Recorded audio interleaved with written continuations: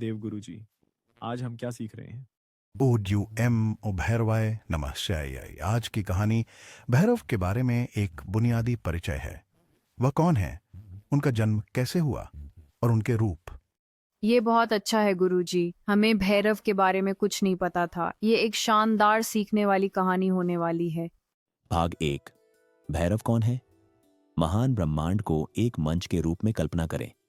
वहां 3 महान देवता खड़े हैं, ब्रह्मा सृष्टिकर्ता, विष्णु पालनकर्ता और शिव संहारक और पुनर्जन्मकर्ता। वे वास्तव में अलग नहीं हैं। वे एक ही परम वास्तविकता के 3 रूप हैं जो ब्रह्मांडीय संतुलन बनाए रखने के लिए सामंजस्य में काम कर रहे हैं। अब इस विशाल ब्रह्मांडीय नाटक में एक भयानक और विस्मयकारी आकृति प्रकट होती है। भैरव शब्द भैरव आता है से। भैरव का अर्थ है जो भय को नष्ट करता है या वह जो बुराई को भयभीत करता है। भैरव कोई अन्य देवता नहीं है बल्कि भगवान शिव का उग्र रूप है। जब दुनिया को दिव्य न्याय, अहंकार के विनाश या धर्म की रक्षा की आवश्यकता होती है, तब भैरव प्रकट होते हैं। वह तब प्रकट होते हैं जब भी अहंकार, झूठा गर्व या अंधकार ब्रह्मांड में बढ़ता है, सत्य और संतुलन को बहाल करने के लिए। भैरव भय और अज्ञानता के विनाशक और पवित्र स्थानों के रक्षक हैं। वह दिखाता है कि कभी कभी दिव्य प्रेम को शुद्धता की रक्षा के लिए उग्र रूप में प्रकट होना पड़ता है। कई शैव और तांत्रिक परंपराओं में भैरव को काल, समय के रूप में भी देखा जाता है। वह अजेय शक्ति है जो सब कुछ, यहाँ तक कि देवताओं और आकाश गंगाओं को भी बदलने, विलीन होने और फिर से जन्म लेने के लिए प्रेरित करती है। प्राचीन चित्रणों में भैरव एक काले या लाल शरीर, जटाओं वाले बाल, दांत और खोपड़ियों की माला के साथ दिखाई देते हैं। वह एक त्रिशूल, एक तलवार, एक डमरू, एक फंदा और एक खोपड़ी से बना भिक्षा पात्र धारण करते हैं। उसके साथ उसका वफादार साथी एक कुत्ता उसका वाहन है जो वफादारी और सत्य का प्रतीक है। कभी कभी आप भैरव को अपने हाथ में ब्रह्मा का खोपड़ी लिए हुए देखेंगे। यह हमें पुराणों की एक महान घटना की याद दिलाता है, जब भैरव शिव के क्रोध से उत्पन्न हुए थे ताकि ब्रह्मा को विनम्रता का पाठ सिखाया जा सके। हम जल्द ही वह शक्तिशाली कहानी सुनेंगे। पवित्र शहर काशी, वाराणसी में भैरव की पूजा काल भैरव के रूप में की जाती है, जो समय के रक्षक और शहर के संरक्षक हैं। कहा जाता है कि भैरव के आशीर्वाद के बिना कोई भी काशी में प्रवेश या प्रस्थान नहीं कर सकता। वह पवित्र शहर की रक्षा करता है, जैसे वह आत्मा की आध्यात्मिक यात्रा की रक्षा करता है। भैरव का जन्म। भैरव की उत्पत्ति को समझने के लिए हम शिव पुराण, शतरुद्र संहिता और संबंधित पौराणिक कथाओं की ओर जाते हैं। देवताओं के बीच महान बहस, ब्रह्मा और विष्णु ने झगड़ा किया। कौन सर्वोच्च है? विष्णु ने अनंत प्रकाश स्तंभ के अंत को खोजने के लिए आगे बढ़े। ब्रह्मा ऊपर की ओर उड़ गए ताकि उसका शीर्ष खोज सकें, लेकिन ब्रह्मा ने गर्व में झूठ बोला, यह दावा करते हुए कि उन्होंने शीर्ष तक पहुंच लिया है, जबकि उन्होंने नहीं किया था। शिव परम ने उन्हें परखने के लिए उस अनंत प्रकाश स्तंभ के रूप में प्रकट हुए। जब ब्रह्मा ने झूठ बोला, शिव का क्रोध काल भैरव के रूप में प्रकट हुआ, जो उनकी भौहों के बीच या उनके तीसरे नेत्र से उत्पन्न हुआ।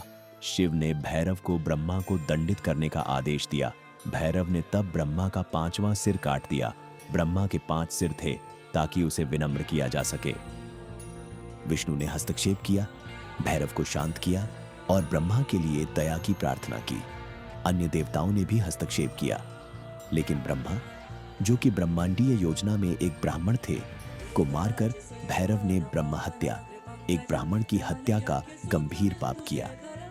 ब्रह्मा की खोपड़ी भैरव के हाथ में चिपक गई और उसे उस खोपड़ी को भिक्षा पात्र के रूप में लेकर तपस्या में घूमने के लिए नियत किया गया। वह तीनों लोकों में शुद्धिकरण की खोज में भटकता रहा। उसकी यात्राएं उसे लेकर गईं। विष्णु का निवास, वैकुंठ, कई जंगलों और पवित्र स्थानों तक। काशी, वाराणसी पहुंचने पर ब्रह्मा की खोपड़ी गिर गई और वह अपने पाप से मुक्त हो गया। उस क्षण से वाराणसी भैरव पूजा का एक शक्तिशाली केंद्र बन गया।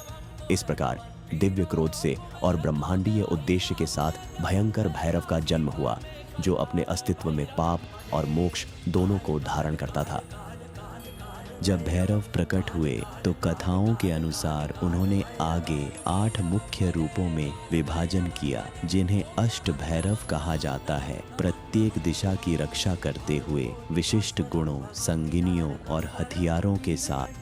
यह योजना तांत्रिक और मंदिर परंपराओं में सामान्य है। ये 64 कभी कभी 8 समूहों में व्यवस्थित होते हैं। प्रत्येक प्रमुख भैरव के अधीन एक समूह अक्सर 8 दिशाओं के साथ संरेखित होते हैं, पूर्व, दक्षिण, दक्षिण पश्चिम आदि।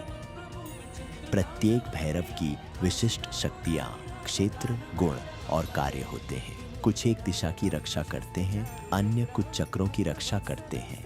अन्य विशिष्ट ब्रह्मांडीय कार्यों, निर्णय, विघटन, समय, न्याय, सुरक्षा की देखरेख करते हैं। समय के साथ 64 नामों और उनकी शक्तियों की सूचियां तांत्रिक ग्रंथों जैसे रुद्रयामल तंत्र और अन्य भैरव स्तोत्र संग्रहों में दिखाई देती हैं। इस प्रकार भैरवों की ब्रह्मांडीय सेना धर्म की रक्षा करती है, पथों जैसे पवित्र स्थानों की रक्षा करती है, विघ्नों को दूर करती है, अज्ञानता को नष्ट करती है और साधकों को आध्यात्मिक आशीर्वाद प्रदान करती है। भैरव, जो अब कपाल भैरव के रूप में जाने जाते हैं, खोपड़ी धारण करने वाले रूप में स्वर्ग और पृथ्वी पर चले। उन्होंने ब्रह्मा की खोपड़ी को अपनी कटोरी के रूप में लेकर भीख मांगी, ये सिखाते हुए कि यहाँ तक कि दिव्य शक्ति को भी सत्य के आगे झुकना चाहिए। जहां भी वह गया, लोग भय और पाप से मुक्त हो गए। जब वह अंततः काशी पवित्र शहर वाराणसी पहुंचा तो खोपड़ी उसके हाथ से गिर गई और गायब हो गई। श्राप समाप्त हो गया। जहां यह हुआ वह स्थान पवित्र बन गया। यही कारण है कि काल भैरव यह आज भी काशी के रक्षक के रूप में जाना जाता है। जो भी काशी आता है वह पहले उनसे अनुमति लेता है, इससे पहले कि वह भगवान विश्वनाथ शिव के दर्शन करे, क्योंकि भैरव शहर के दिव्य रक्षक हैं। सनातन धर्म में महत्व, आइए रुकें और विचार करें। यह कथा हिंदू धर्म के आध्यात्मिक ताने बाने में क्यों महत्वपूर्ण है? एक, अहंकार और गर्व का विनाश। भैरव द्वारा ब्रह्मा का सिर काटने की कहानी प्रतीकात्मक है। सत्य को देखने से पहले अहंकारा को काटना आवश्यक है। गर्व, अहंकार, झूठा ज्ञान, ये आध्यात्मिक बाधाएं हैं। भैरव का कार्य एक ब्रह्मांडीय सुधार है। वह न्यायाधीश और पश्चातापी दोनों हैं।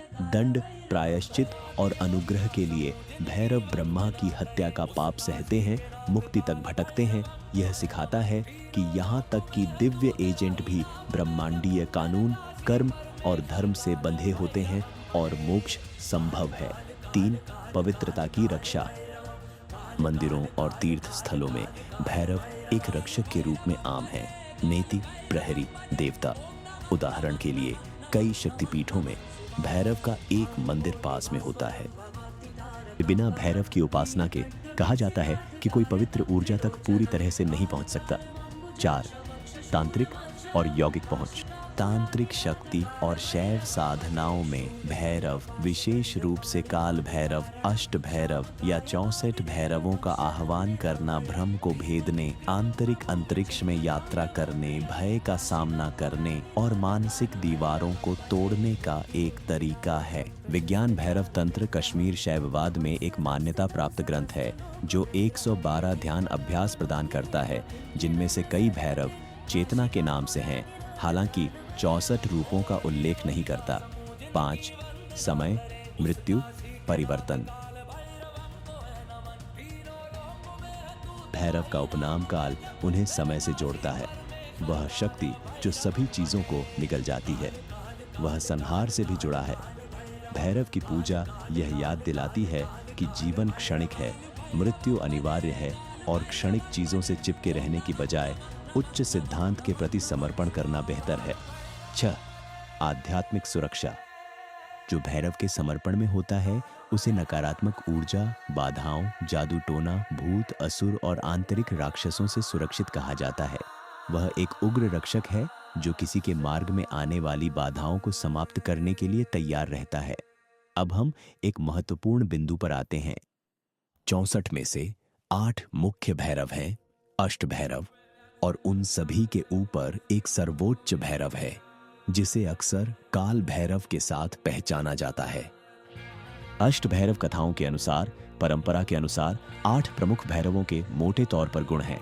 1 अशितांग भैरव, पूर्व दिशा के शासक। 2 रुरु भैरव, दक्षिण पूर्व। 3 कंध चंड भैरव, दक्षिण। 4 क्रोध भैरव, दक्षिण पश्चिम। 5 उन्मत्ता भैरव, पश्चिम। 6 कपिला भैरव, उत्तर पश्चिम। 7 वैश्वानति भैरव, उत्तर। 8 संहारा भैरव, उत्तर पूर्व। ये 8 दिशात्मक रक्षक की तरह कार्य करते हैं। प्रत्येक का संबंध एक पत्नी अष्टमातृकाओं में से एक के साथ होता है और अधीनस्थ भैरवों को नियंत्रित करने में कार्य करता है। इनमें से सर्वोच्च भैरव काल भैरव है, टीम भैरव। उन्हें केंद्रीय प्रमुख माना जाता है, वह रूप जिससे सभी अन्य अधिकार प्राप्त करते हैं और जो समय, मृत्यु, न्याय और अंतिम मार्ग का संचालन करते हैं। कई विवरणों में सभी अष्ट भैरव और उनके अधीनस्थ 64 अपनी उपस्थिति या पर्यवेक्षण का श्रेय काल भैरव को देते हैं। तो जब आप भैरव को पूर्णता में आह्वान करते हैं तो आप काल भैरव का आह्वान करते हैं, जो समय के ब्रह्मांडीय स्वामी और दिव्य न्याय के उग्र हृदय हैं। रुद्रयामल तंत्र में दिए गए 64 भैरवों की पारंपरिक सूची में भिन्नताएं हो सकती हैं। नाम, क्षेत्र या संस्करण के अनुसार भिन्न हो सकते हैं। इसे एक संदर्भ के रूप में उपयोग करें, एक पूर्ण सत्य के रूप में नहीं। 1 अशितांग, 2 मार्तंड, 3 विशालाक्ष, 4 मौड़का प्रिय, 5 स्वच्छंद, 6 विघ्न संतुष्ट, 7 खेकरा, 8 शक्रकार, 9 रुद्र, 10 कोडमदन, 11 जटाधर, 12 विश्वरूप, 13 विरूपाक्ष, 14 नाना रूपधार, 15 परा, 16 वज्रहस्त, 17 महाकाय, 18 कंद, 19 प्रलयांतक, 20 भूमिकंप, 21 नीलकंठ, 22 विष्णु, 23 कुलपाल, 24 मुंडपाल, 25 कामपाल, 26 क्रोध, 27 पिंगले खानस, 28 अब्रारूप, 29 धरपाल, 30 कुटिल, 31 मंत्रनायक, 32 पतिमह, 33 उन्मत, 34 भदनायक, 35 शंकर, 36 भूतवत्सुर, 37 त्रिनेत्र, 38 त्रिपुरांतक, 39 वरद, 40 पर्वतवसु, 41 कपाला, 42 शशिभूषण, 43 हस्तिकर्मा, अंबरा, धारा, 44 योगीश, 45 ब्रह्मराक्षस, 46 सर्वज्ञ, 47 सर्वद्वेष, 48 सर्वभूत हृदिष्ट, 49 भीसेसन, 50 हयाहारा, 51 सर्वज्ञय, दूसरी बार उल्लेख, 52 क्लेश्वर कलेशी, 53 महारुद्र, 54 दक्षिणा, 55 मुख, 56 स्थिर, 57 संहार, 58 अतिरिक्त।